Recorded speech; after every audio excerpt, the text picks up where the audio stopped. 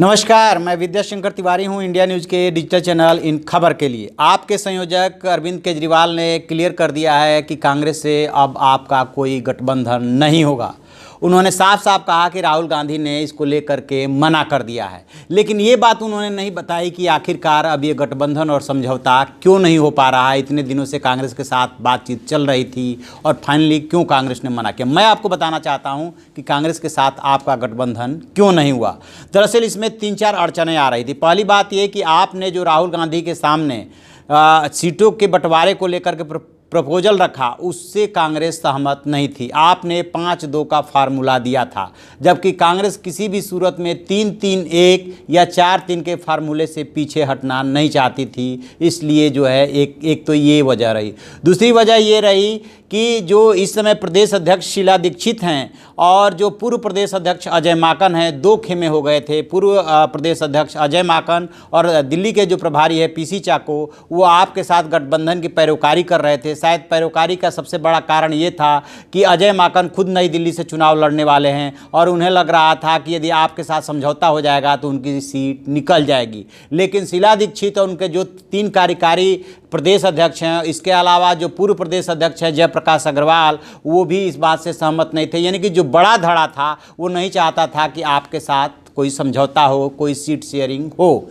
तीसरा कारण जो सबसे बड़ा ये है कि लोकसभा चुनाव के बाद हरियाणा में विधानसभा का चुनाव है और उसके बाद जो है दिल्ली में जो है विधानसभा का चुनाव होगा, यानी कि 2020 जनवरी-फरवरी में।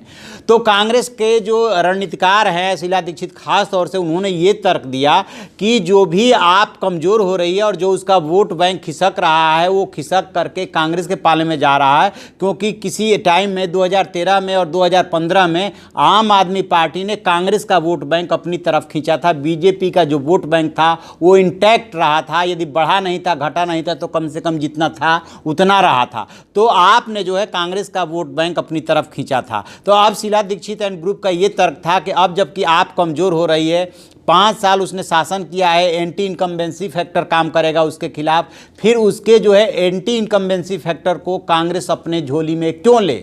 और जब अगले साल वो विधानसभा चुनाव लड़ेगी तो फिर उसके सत्ता में आने की गुंजाइश बढ़ जाएगी और यदि सत्ता में नहीं भी आ पाई तो फिर वो दूसरी बड़ी पार्टी होगी, या तो बीजेपी आएगी सत्ता में, नहीं तो कांग्रेस आएगी। आम आदमी पार्टी के सत्ता में आने की अब गुंजाइश नहीं है, क्योंकि उसने जो वायदे किए हैं वो वायदे पूरा नहीं किए है। इसलिए जो है केजरीवाल की पार्टी, आम आदमी पार्टी के साथ समझौता नहीं होना चाहिए। जो एक और कारण काम कर रहा था वो ये कर रहा था कि दिल्ली में समझौता होने के बाद केजरीवाल की एक ये भी शर्त थी कि हरियाणा में भी समझौता होगा और पंजाब में भी समझौता होगा। तो हरियाणा के लिए तो कांग्रेस एक बार को तैयार भी हो जाती, लेकिन पंजाब के लिए कैप्टन अमरिंदर सिंह बिल्कुल तैयार नहीं थे।